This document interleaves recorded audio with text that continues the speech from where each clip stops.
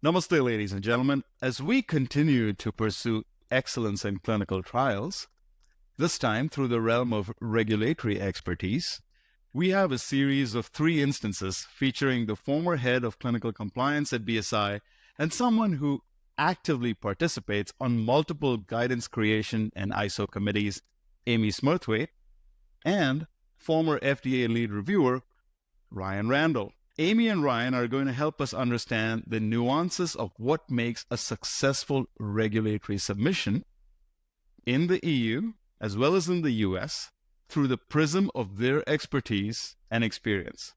And maybe some of this will translate into best practice for you, the audience. Now, this is the first of 3 videos on this specific topic. Welcome, Amie and Ryan. Thank you. Thanks for having us. All right, let's get right into it. Now, from the regulatory and clinical perspectives, who are the key stakeholders in the process of applying for a clinical trial approval, thereafter gathering clinical data, and eventually reviewing the clinical evidence, ultimately culminating in regulatory approval of the device in the US and or the EU? You want to start from the FDA perspective, Ryan?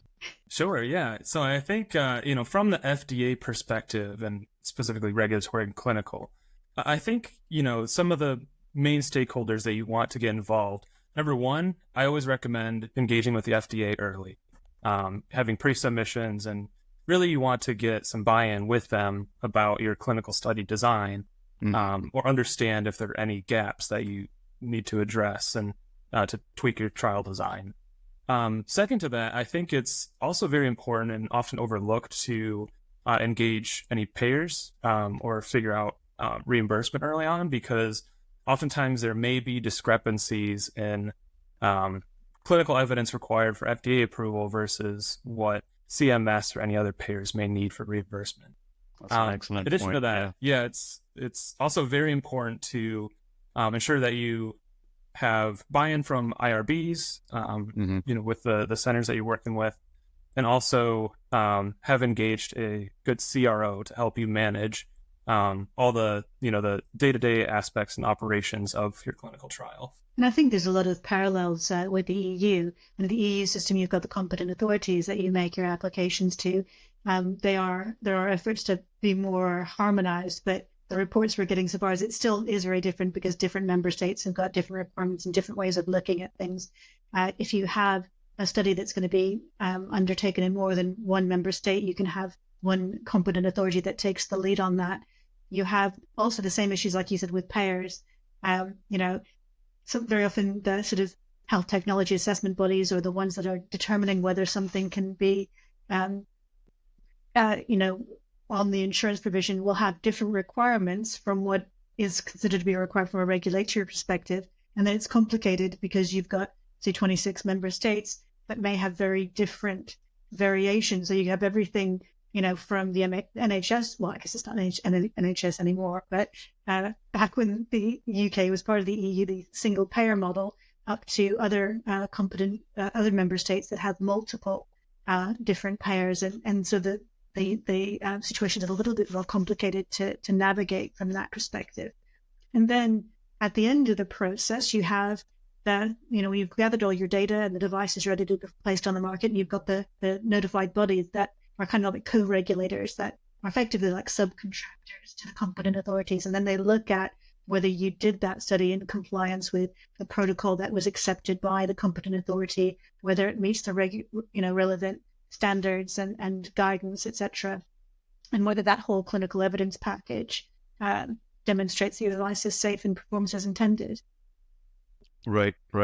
And, just to add real quick, in connection with ethics committees and IRB approvals, this can really vary from the US to the EU, and even within the EU, it can vary significantly. Sometimes you can make submissions in parallel. Sometimes they have to be done in series. Sometimes, in addition to the ethics committee, you'll have local governmental organizations. For example, in Germany, there's the local radiation board. Then there could be the anti-corruption board. So there could be a lot of hoops to jump through as far as the IRB and ethics committee approvals are concerned prior to, leading up to site activation and so on and so forth. So very effective planning is needed. Very often you'll need local people who are in specific countries that you want to be conducting your study in, specifically from the perspective of all of these pre-approvals, so to speak. So it's a multi-pronged process. It can vary significantly with geography. The timeframes can vary very significantly as well. And if it's something that your team has gone through, say, 4 or 5 years ago, don't bank purely on that experience, because rules, timeframes, and associated items tend to change. There are frequent changes. So you'll need to be working with somebody who has recent experience and has knowledge of local rules and regulations. Just wanted to tag that on to the response from Ryan and Amie. Let's move on to the next one. And I really want to tap into your experience as reviewers and having built teams of reviewers, right? So when you approach a clinical review, what are some of the cornerstones of your roadmap towards reviewing a clinical data set?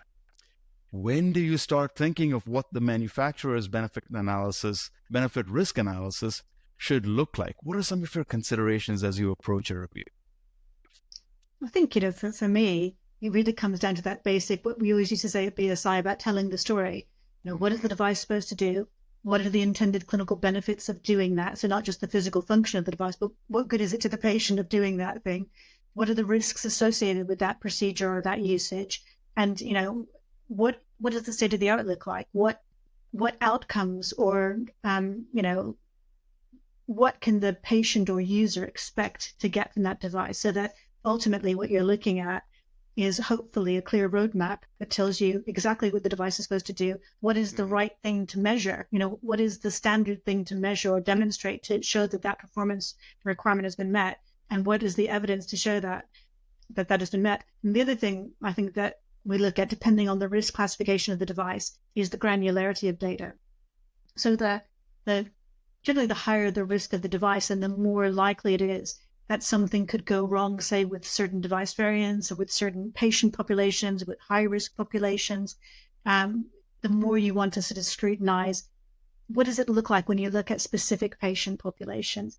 And I guess the other part of that is, are they making any particular claims? Are they saying my device is better than that device, or my device can, achieve this sort of outcome? It can come up in the marketing material sometimes and not in the technical file. So you're just trying to essentially see, what is the evidence to support that the device does what it's supposed to do, and does it safely in relation to the state of the art, and that data is of a sufficient quality when balanced against the risk to the patient to demonstrate all of it. Absolutely. Yeah, and I think from the FDA perspective, I really agree with what Amie said. I think, the second part of your question, Jay, you said, when do you start thinking of the manufacturer's benefit risk analysis and what that should look like? Really, I think you're thinking of that before you even open the clinical data set and before you review the marketing application. Because like Amie said, I think, when an FDA reviewer opens a clinical data set and a marketing application, the first thing they're looking for is the intended use of the device, indications for use, and trying to understand what are they claiming the device is used for, and what's the patient population? What is the current gold standard of treatment for that patient population, and what options do they have currently? So I think putting all that into perspective really helps guide you through the clinical review.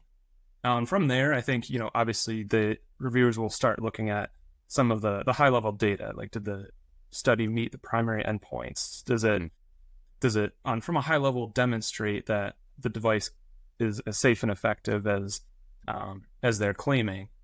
And from there, I think some other really key aspects are trying to understand the reliability of the data. So the FDA will look into, was the study conducted according to the protocol? Were there a high number of deviations or a lot of loss to follow-up? And I think, those aspects, trying to understand if the data are reliable, I think that's where having a quality CRO really comes into place, and making sure that you, from the start of the study, can ensure that the study is conducted according to the protocol and that everything runs smoothly. Because really, I think any hiccups along the way, if they're too many things that are unexpected that can really cause issues at the time of the clinical data review. Makes a lot of sense. Every bit of what you've said, right? From the need for telling a story to what the reviewer looks at right up front, intended use, right? And then never losing track of that benefit risk discussion with respect to available alternative treatments, as well as what the actual target patient population is. Now, forgive me for this, but I'm going to have to probe a little bit more. and some of it is something that you've already alluded to. But do you have any anecdotes or any instances off the top of your head in terms of what are some of the non-negotiables? What are aspects that you're willing to be flexible on and accept a manufacturer's justification versus what are some of the other items where you feel like, this really needs to be buttoned up before we can even consider moving forward? And any examples? You should go first. Okay. You know what? Let me throw some more light on where I'm coming from. Sure. I've had, as a reviewer, I've had examples where a study may have failed its, let me call it efficacy. Amie, I know you don't like it, effectiveness. Right? You know I don't like that word. So a study has likely failed its primary, let me call it, performance endpoint, right? No issues with safety, but it's failed the primary performance. How do we approach that kind of a study? Because we all know examples, both in the EU and the US, where devices have been approved despite failing the primary performance endpoint. Is that an example you can comment, or anything else that you may have been faced with in your reviewing career? It does come down to, sort of a judgment call sometimes, because I think we used to talk about, was it like the grandmother test? Like, how would you feel if your grandmother got this device or this device was used? And if you felt that there was some unknown in what you'd looked at, that you could feel culpable that something bad might happen to somebody that you care about. But you've got to kind of balance that against what is the risk of a device not being available. So we get some cases sometimes where really the data was such that you couldn't clearly see, you couldn't hand on heart see that the benefits outweighed the risks. And at the same time, there's lots of devices that do the same thing in the market that have much better data. When you're in that kind of situation, it's very difficult to justify saying, oh, well, I can deal with the fact that this data is not very good quality, or that there might be some residual risk that I'm not sure about. But then you get other cases where there's a device that maybe there's an unmet clinical need or something where the available treatment options are not really that good. And then you tend to take a more, I suppose, nuanced approach to that. I think of a particular example. There was a case where there was a device intended for the treatment of pancreatic cancer. And it had failed, the clinical study had failed the primary endpoint, but when they looked at it a different way, they found a particular patient population that they could see a clinical benefit for this device. And the biostatistician said, well, I'm really not sure about this. I don't think it's a strong enough effect because that's not the way the study was designed. That was not the primary endpoint. But in the clinical oversight team, the discussion that we were having is, imagine if you're a patient where, and it basically what the data appeared to show is that you had potentially a chance of being eligible for surgery through the use of this device, more likely to be eligible for surgery.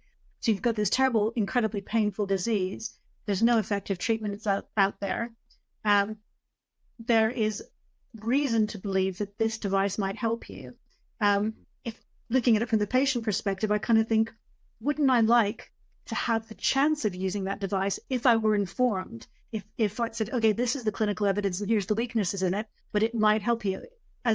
Looking at it from a patient perspective, I would have liked to have access to that device. Ultimately, that device didn't get on the market because when all the discussions went on, they just decided the evidence wasn't strong enough. But there are things that you can look at and consider the overall benefit risk might be still achievable, even if the quality of the data is not exactly as you'd like it to be. Okay.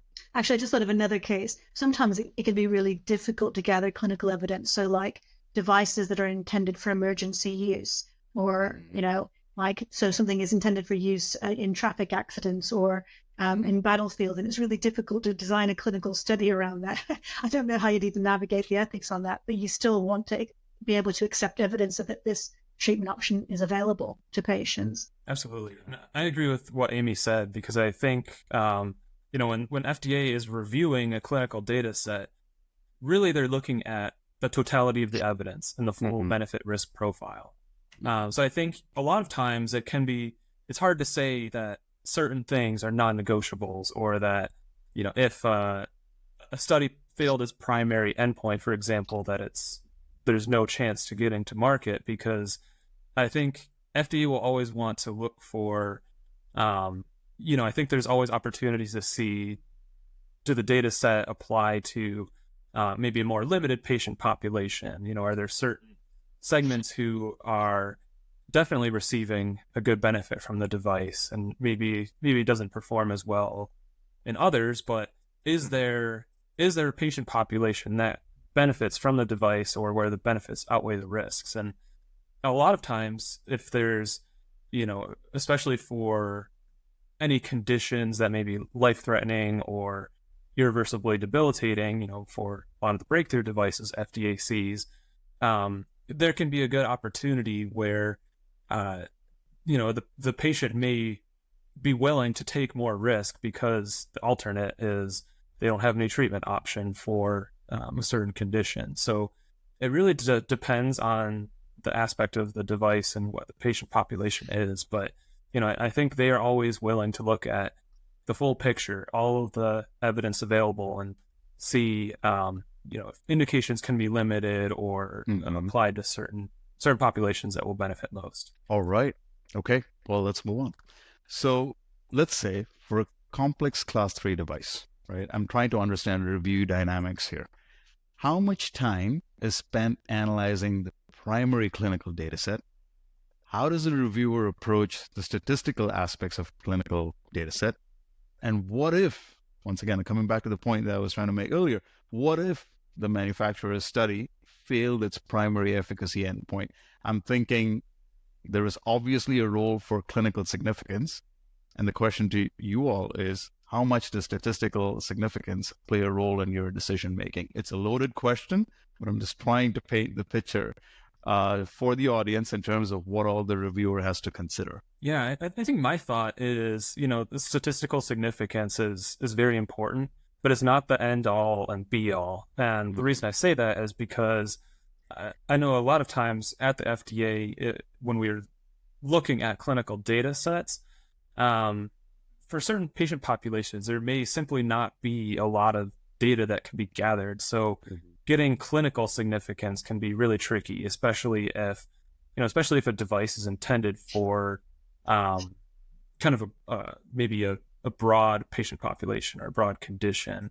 It can be hard to pick out. Ryan, I just want to clarify for the audience. What you meant was that getting statistical significance could be really tricky given the numbers around certain patient populations, right? Yeah. Yeah, exactly. And going along with that, I think sometimes you can demonstrate statistical significance for an analysis, and you still have a really limited data set. So it may be difficult to say, what's the clinical significance of this? Maybe it's not enough data to identify, the incidence of any rare events. So I think it can be challenging. As far as time spent analyzing the primary clinical data set, I think really looking at the analyses is only a small part of the time that goes into it. And really where a lot of the time in the review can go in is looking at all the deviations from the protocol and really the reliability of the study, understanding, was it conducted properly, and trying to see, how reliable are the primary conclusions. So I think that's really where bulk of the time goes. Excellent. I'd agree with that. I think things have changed quite a bit, though, going from MDD to MDR.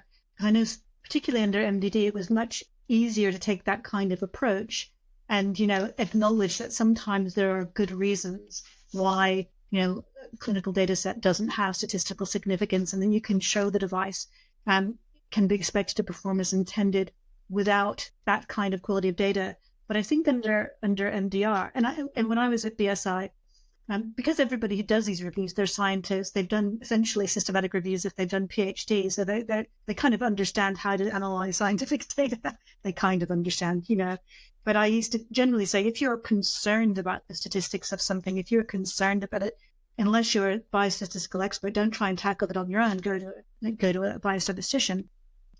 But what I'm seeing now is a lot of variability between different notified bodies. So some notified bodies just won't budge at all. And it's like, no, it's not statistically valid. We're not accepting that. That's the end of it.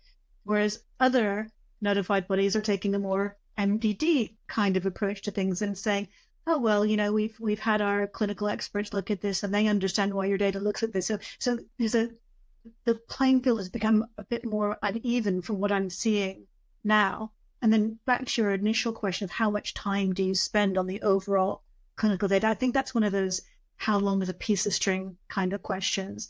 If it's really laid out, really well laid out, and the mapping is really clear between what the device is supposed to do, what the state of the art looks like, what the outcomes they have, you can do it relatively quickly. But conversely, if it's kind of muddy and murky and there's lots of overlapping endpoints and kind of poor data sets and different indications and different combinations and blah, blah, blah, you can spend days looking at it and trying to figure it out.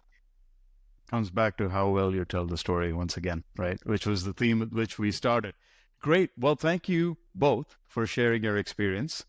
I would request the audience to join us in part 2, which is the next video. Amie and Ryan, see you on the other side. Thank you very much. Great. Thank you.